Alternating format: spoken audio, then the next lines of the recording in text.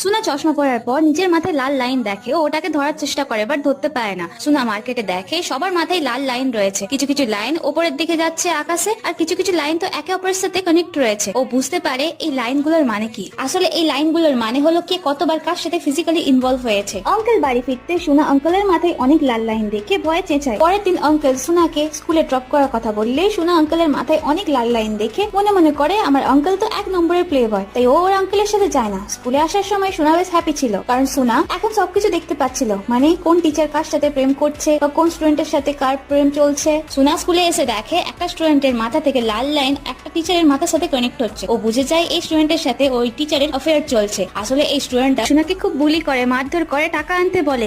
সুনা যখন স্কুলে আসে না, ওর লকার ভেঙে জামা কাপড় বার করে ও লাভ লেটার পড়ে। সুনা ওকে আটকাতে গেলে এই স্টুডেন্টটা সুনাকেও মারে। কিন্তু একদিন বাড়ি ফেরার সময় সুনা এই চশমাটা ওর লকারে পায়, তাই সুনা রিভেঞ্জ নেবে ভাবে। পার্ট 2 জন্য তাড়াতাড়ি কমেন্ট